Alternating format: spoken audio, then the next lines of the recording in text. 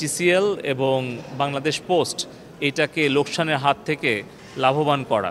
তো সেই ক্ষেত্রে আমরা বলেছি যে যদি তারা লোকসান থেকে লাভে না আসতে পারে এবং অপ্রয়োজনীয় ব্যয় কমাতে না পারে এবং আয় যদি বৃদ্ধি করতে না পারে, তাহলে অবশ্যই আমাদের এভাবে বছরের পর বছর আমাদের কোন কোন খাতে আসলে অতিরিক্ত ব্যয় হচ্ছে, কোন কোন ক্ষেত্রে আরও আয় বৃদ্ধি করা সম্ভব, এগুলো কিন্তু আমরা অ্যানালিসিস করছি। তো আসলে আমাদের বিশেষ করে বিটিসিএল, টেলিফোন শিল্প সংস্থা এবং বাংলাদেশ ডাক অধিদপ্তর, এই তিনটা প্রতিষ্ঠান এবং সংগঠন থেকে কিন্তু আমাদের প্রায় 1,000 কোটি টাকার উপরে প্রতি বছর আমাদের লোকসান গুনতে হচ্ছে। অথচ হাজার হাজার লোকবল আছে, হাজার হাজার কোটি টাকার সম্পদ রয়েছে এবং এই সেবাগুলোর চাহিদাও আছে। তাহলে কি কারণে এটা হচ্ছে? তো আমার কাছে গত 5 মাসে মনে হয়েছে এটা আসলে ব্যবস্থাপনা, স্বচ্ছতা, জবাবদিহিতা এবং সেবার যে গুণগত মান, এই কয়েকটা বিষয়ের উপরে নির্ভর করছে আসলে বাংলাদেশ টেলিফোন শিল্প সংস্থা, বিটিসিএল এবং বাংলাদেশ পোস্ট এটাকে লোকসানের হাত থেকে লাভবান করা।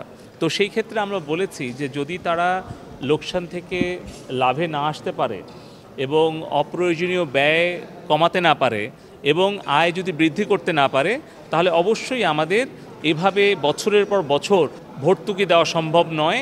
তখন আমাদের চিন্তা করতে হবে যে আমরা আংশিকভাবে এটাকে বেসরকারি খাতে ছেড়ে দেব, নাকি সম্পূর্ণ আমরা বেসরকারি খাতে ছেড়ে দেব, নাকি আমরা একটা পাবলিক প্রাইভেট পার্টনারশিপের ভিত্তিতে আমরা এই সেবাগুলোকে গুণগত মান বাড়িয়ে আমরা আয় বৃদ্ধি করে ব্যয় কমিয়ে এবং অপ্রয়োজনীয় লোকবল জনবলের যেই আধিক্য রয়েছে সেটাকে একটা ব্যালেন্স করে আমরা কোন পদ্ধতিতে যাব।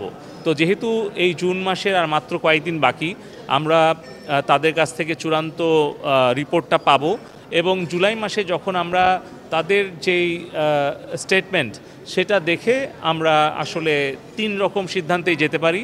একটা হচ্ছে যে এই 3টা প্রতিষ্ঠানের ভ্যালুয়েশন করে যদি কোনো বিনিয়োগকারী আকর্ষণ বোধ করে বাংলাদেশের কিংবা বিশ্বের যে কোনো কেউ, তাহলে আমরা চেষ্টা করব যে এই প্রতিষ্ঠানগুলোকে কিভাবে আমরা লাভজনক পর্যায়ে নিয়ে যাওয়া যায়।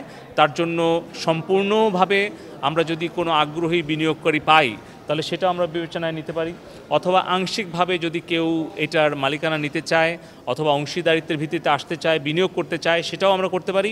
অথবা ম্যানেজমেন্ট অথবা ধরুন যে অপারেশনাল ম্যানেজমেন্ট জায়গায় যদি কোনো পার্টনারশিপ প্রপোজাল আসে সেগুলো দেখতে পারি। যেরকম আমরা বিটিসিএলের 64টা জেলাকে আমরা 3টা জোনে ভাগ করতে বলেছি ম্যানেজিং ডিরেক্টরকে। যেরকম একটা হচ্ছে গ্রিন জোন, যেখানে কিনা আমরা বিটিসিএল থেকে লাভ হচ্ছে, আরেকটা হচ্ছে ইয়েলো জোন, যেটা কিনা অপারেশনাল কস্টটা উঠছে, আর যেটা রেড জোন, যেই সকল জেলা থেকে বিটিসিএল কোনোই লাভ করতে পারছে না এবং হয়তো 10 লক্ষ বা 20 লক্ষ টাকা প্রতি মাসে তাদের লস করছে। তাহলে ওইটা দেখে কিন্তু আমরা হয়তো আমাদের প্রাইভেট যে ইন্টারনেট সার্ভিস প্রোভাইডার আছে, আমরা প্রায় 3000 ইন্টারনেট সার্ভিস প্রোভাইডার আছে, ওরা কিন্তু খুবই অল্প সম্পদ দিয়ে এই যে 1,20,00,000 ফিক্সড ব্রডব্যান্ড কানেক্টিভিটি আছে, তাদের কিন্তু অধিকাংশই দিচ্ছে কিন্তু বেসরকারি আইএসপিগুলো। অথচ আমাদের বিটিসিএলের কিন্তু আইএসপি লাইসেন্স আছে, আমরা সেখানে প্রায় 3,300 কোটি টাকা বিনিয়োগ করে আমরা আধুনিকায়ন করেছি প্রযুক্তির।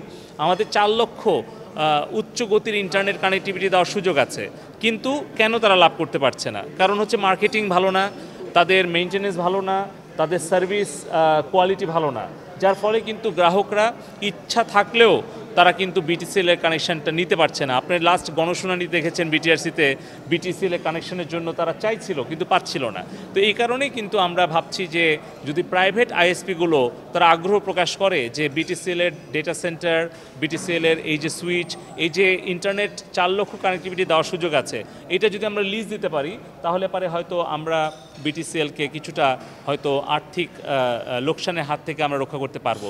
একই রকমভাবে পোস্টেরও যে 9,000 আউটলেট রয়েছে, তাদের যে ল্যান্ড রয়েছে, রিসোর্স রয়েছে, হিউম্যান রিসোর্স রয়েছে, আজকে আমি কুরিয়ার সার্ভিসের লিডারদেরকে ডেকেছিলাম, তারাও কিন্তু আগ্রহ প্রকাশ করেছে।